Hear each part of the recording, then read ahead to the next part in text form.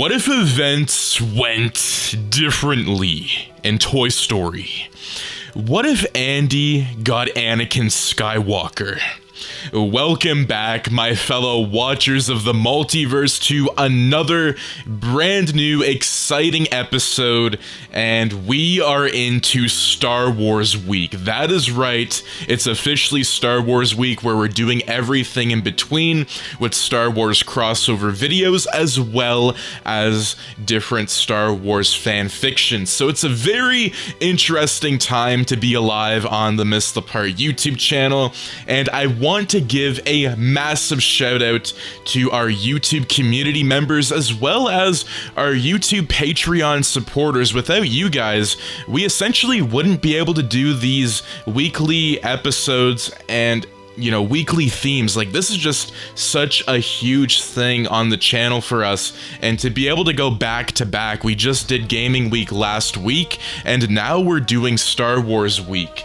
And what better way to start off with a brand new merch line? That is right, we got Grand Theft Kenobi, from the high ground to the hood.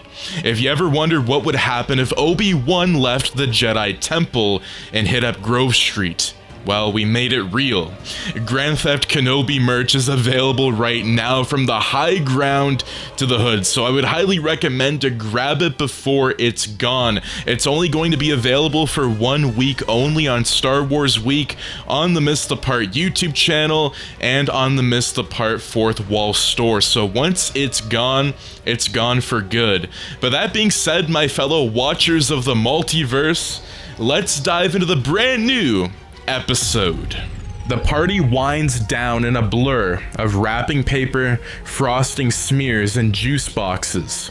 Andy's bedroom floor is a battlefield of discarded cardboard and twisted plastic ties. Buzz Lightyear adjusts his wings, shaking the last of the cake sprinkles off his boots. Woody peeks over the edge of the bed, watching as Andy's mom unveils one last gift. Sleek, angular packaging with a silver seal that reads, Star Wars Jedi Legacy Anakin Skywalker Limited Mustafar Edition. All the toys freeze. Woody's brow furrows. What the heck's a musta whatever? Andy rips it open. Inside is a pristine, hyper-realistic Anakin Skywalker figure.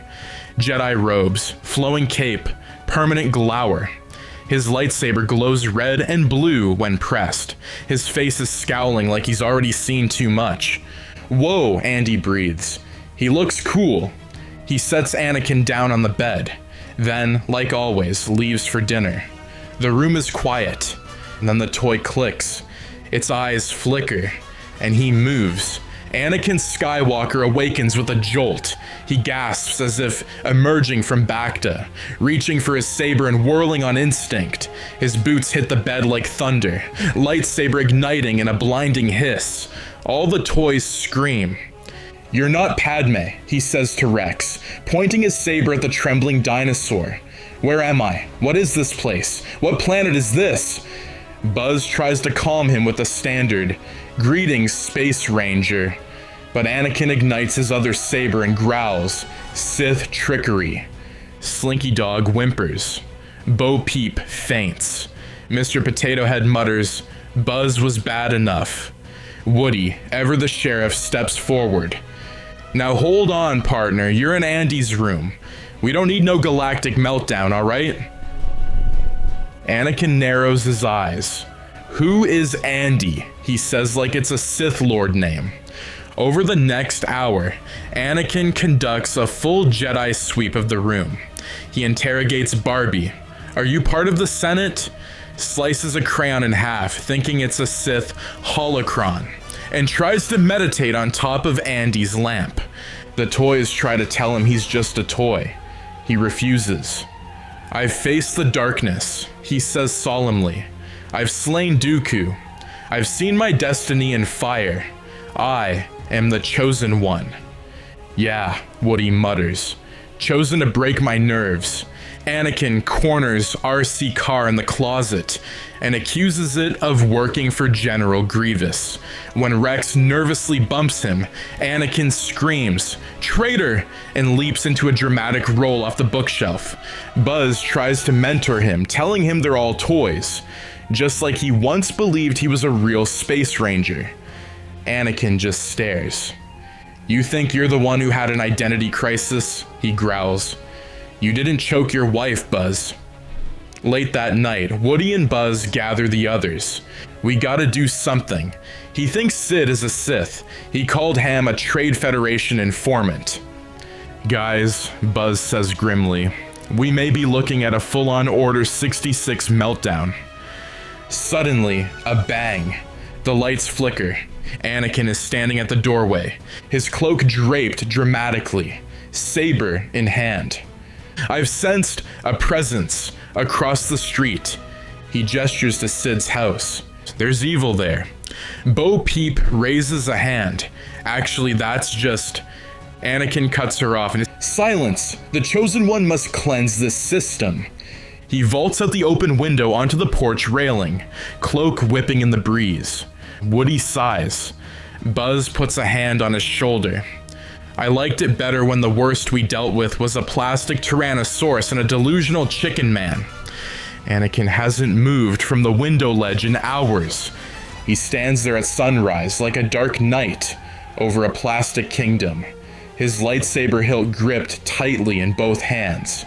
His eyes scan Sid's house with military precision. To the other toys, it's a quiet cul-de-sac. To Anakin, it's a Sith-occupied war zone. Inside the room, the toys argue. Buzz thinks Anakin's headed for a complete meltdown. Woody wants to tie him up with string. Rex wonders if he's force-sensitive now. Mr. Potato Head tries to glue Anakin's arms in place while he's distracted, but gets nearly bisected by a spinning saber. Ham sums it up best. "This guy's one bad monologue away from turning us all into action figure confetti." By mid-morning, Andy leaves for school. That's when the toys hatch their plan. "If he's a Star Wars guy," Woody whispers, "we show him his story.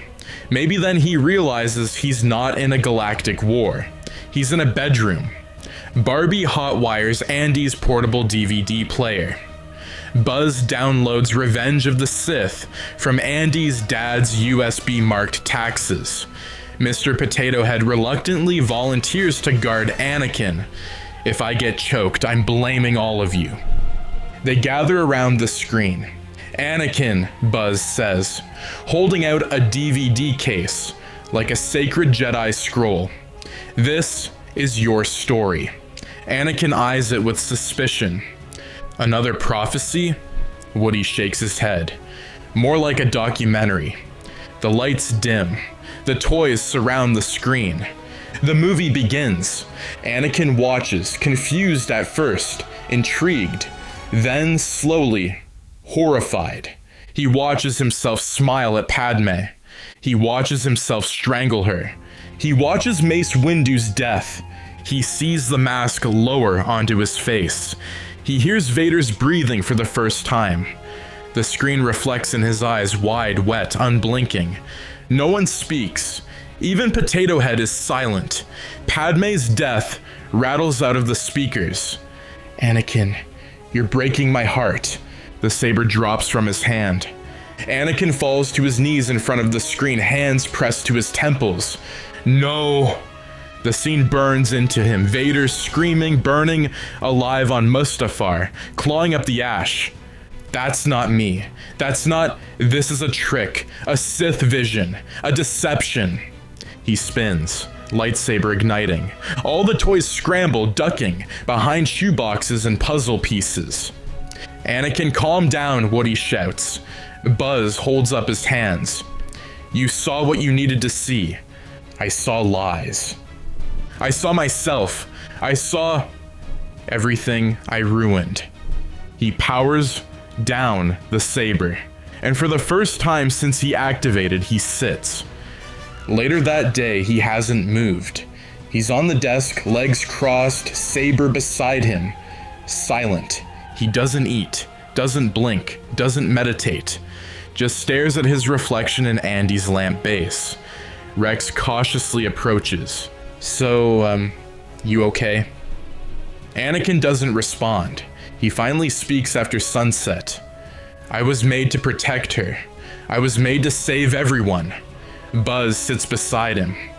And you tried. Anakin turns to him. I failed. Buzz tilts his head. We all think we're the hero of our story, until we see the box art. Woody climbs up onto the desk.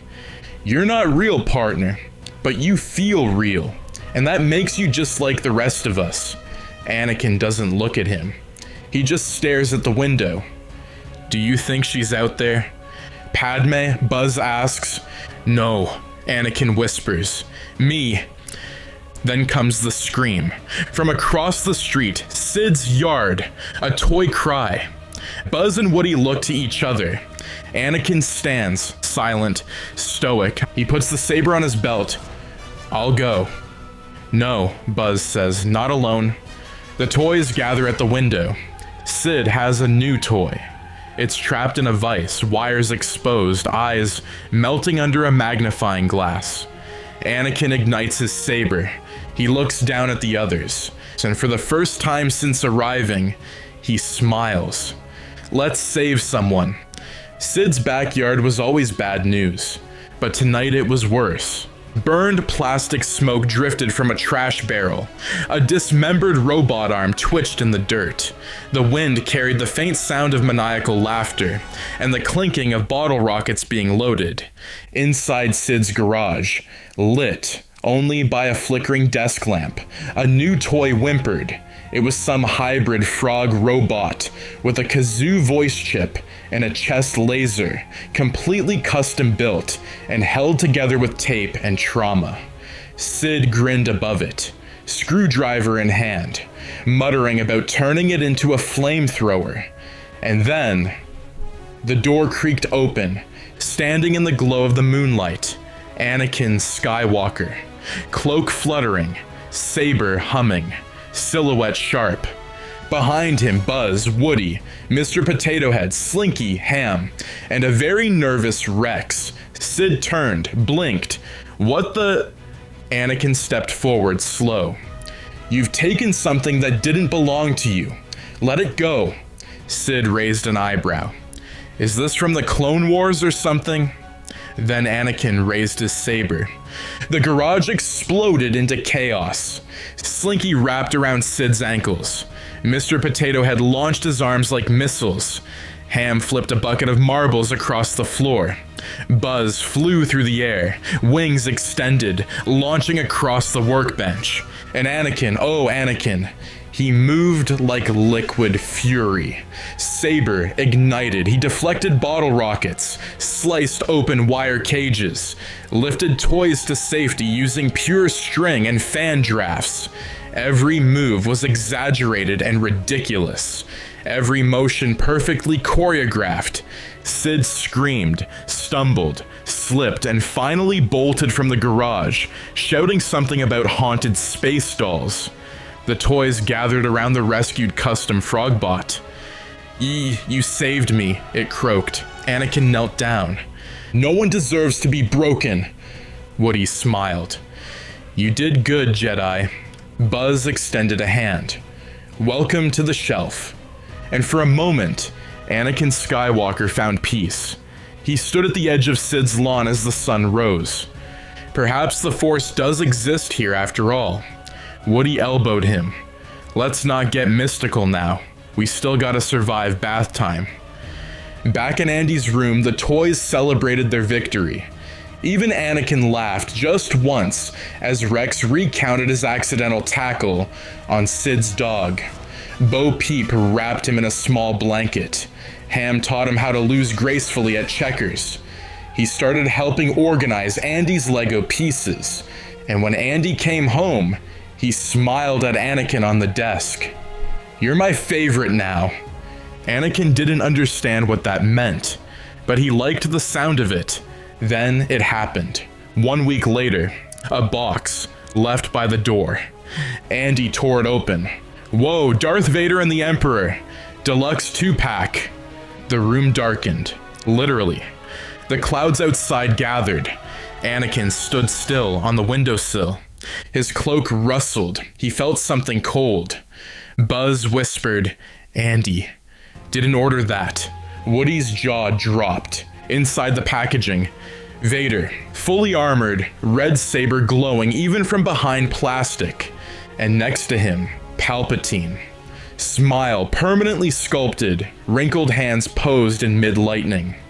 A sticker on the front read, "Includes voice lines, unlimited power." Anakin stepped forward slowly. Woody grabbed his arm. "Are you okay?" Anakin's face was pale, but he didn't shake. He just smiled. "This time, I'm ready." The Vader toy's eyes flicker. The voice chip crackles to life. "Young Skywalker, it is your destiny." Back in the shadows, Anakin's saber hums to life. He steps off the shelf, a smirk forming. Let's finish this. And that is going to be it. For what if Andy ended up getting Anakin Skywalker in Toy Story? Now, what did you think would have happened within this video? I think this video definitely deserves a part 2. I think it's absolutely possible. And it would have been interesting if Anakin Skywalker was a toy within the Toy Story universe, and him seeing himself turn into Darth Vader as a toy would really hit hard. And I really wanted to add in that story beat to just put a little sprinkle on there. I think it really is interesting. And also the post-credit scene definitely could be a part 2. So again, that being said, my fellow watchers of the multiverse, let me know what you thought of this video. And if you guys are enjoying Star Wars Week on the YouTube channel, do make sure to subscribe, like, share, and turn those notifications on so you and your friends are all up to date with the latest videos.